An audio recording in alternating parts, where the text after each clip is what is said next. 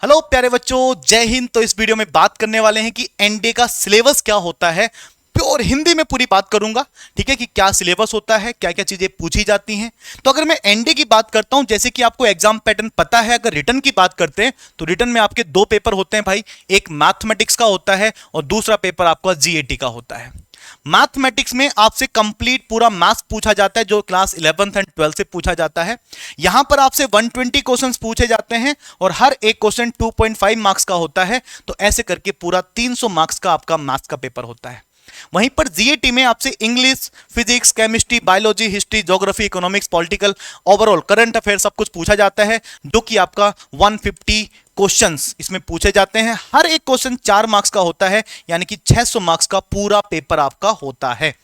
तो ऐसे करके पूरा जो रिटर्न होता है वो पूरा मिला के 900 मार्क्स का रिटर्न होता है। और इस रिटर्न को क्वालिफाई करने के लिए, ठीक है, क्या सिलेबस होता है तो उसके बारे में बात करते हैं। तो सबसे पहली बात कि मैथमेटिक्स का सिलेबस क्या है। देखो, मैथमेटिक्स में एक पोर्शन आता है भाई बीजगणित। बीजगणित बोले तो अलजेब्रा। अलजेब्रा से लगभग 25 से 30 के अप्रोक्स, एक एवरेज बता रहा हूं मैं, ठीक है, 25 से 30 क्वेश्चन पूछे जाते हैं, जिसके अंदर जो चैप्टर के नाम है क्लास 11th में आपने देखा होगा, सम्मिश्र संख्या, क्वाड्रेटिक इक्वेशन, ठीक है, द्विघात समीकरण, लघु गुणक, लॉगरिथम, अनुक्रम एवं सीरीज यानी कि सीक्वेंस एंड सीरीज, वहीं पर द्विपद प्रमेय, बाइनोमियल थ्योरम, क्रमचय एवं संचय, परम्यूटेशन एंड कॉम्बिनेशन, समुच्चय संबंध एवं फलन, सेट रिलेशन एंड फंक्शन। इस तरह से आपसे ये चीजें पूछी जाती हैं। वहीं पर दूसरा पोर्शन आता है ट्रिग्नोमेट्री का, जहां से 10 से 15 और 15 प्लस भी कभी कभी क्वेश्चन चले जाते हैं, पूछे जाते हैं। यहां पर आपका एक ट्रिग्नोमेट्रिक रेशियो यानी कि त्रिकोणमितीय अनुपात वाला कॉन्सेप्ट आ जाता है। साथ ही साथ प्रतिलोम, जो कि 12th में आपका मिलता है एनसीईआरटी में। इनवर्स ट्रिग्नोमेट्री की बात करते हैं। प्रॉपर्टीज ऑफ ट्रायंगल यानी कि त्रिभुज के गुण, एंड हाइट एंड डिस्टेंस, जो कि क्लास 10th से लिया गया है, ठीक है। तो height and distance class 10th में देखने के लिए मिलता है। तो ये पूरा ट्रिग्नोमेट्री वाला पोर्शन हुआ। उसी के साथ साथ आपका होता है कैलकुलस वाला पोर्शन, जहां से 15 से 20 क्वेश्चन आपसे पूछे जाते हैं पूरे कैलकुलस में। कैलकुलस में आपका पूरा कवर हो जाता है, ठीक है। उसमें आपका लिमिट्स हो गया, डेरिवेटिव, इंटीग्रेशन, डिफरेंशियल इक्वेशन, सब कुछ मैंने काउंट कर लिया है।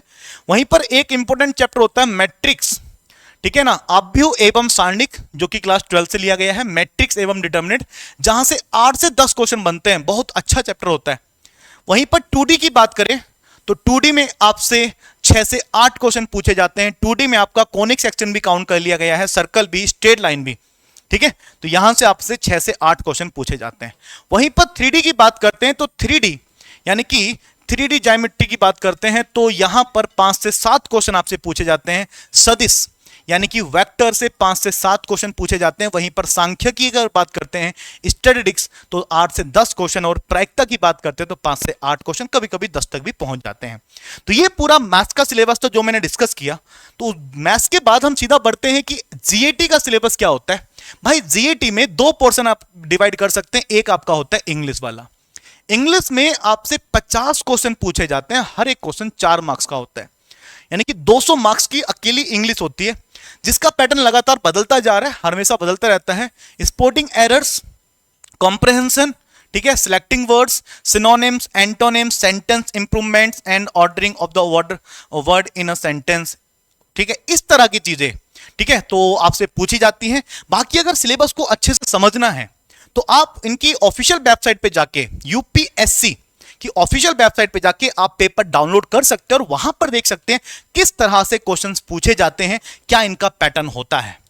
वहीं पर अगर बात करते हैं जीएटी में, उसके बाद जो 100 क्वेश्चन बचे, जैसे 150 क्वेश्चन का पूरा जीएटी होता है, 50 क्वेश्चन की इंग्लिश हो गई, बाकी जो 100 क्वेश्चन बचे, उस 100 क्वेश्चन में आपका एक होता है फिजिक्स यानी कि भौतिक विज्ञान, ठीक है ना। तो भौतिक से आपसे 20 से 25 क्वेश्चन पूछे जाते हैं। और यहां पर जो फिजिक्स होता है, यहां से लगभग 9th और 10th plus 11th and 12th, और 9th और 10th से ज्यादा क्वेश्चन होते हैं to comparison 11th and 12th को देखा जाए तो 9th और 10th भी यहां पर ज्यादा पूछा जाता है, क्योंकि ज्यादातर एक दो मतलब 1 लाइन क्वेश्चन ज्यादा होते हैं जो कि 9th और 10th में देखने के लिए मिलते हैं।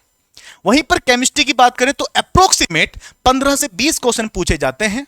बायोलॉजी की बात करें तो 10 से 12 क्वेश्चंस, हिस्ट्री 10 से 15 क्वेश्चन, पॉलिटी भी 10 से 15 के आसपास होती है, ज्योग्राफी की बात करें 15 से 20 होते हैं, और ऐसे ही करंट अफेयर होता है। ठीक है, तो यहां से 10 से 15 क्वेश्चन लगभग आपसे पूछे जाते हैं।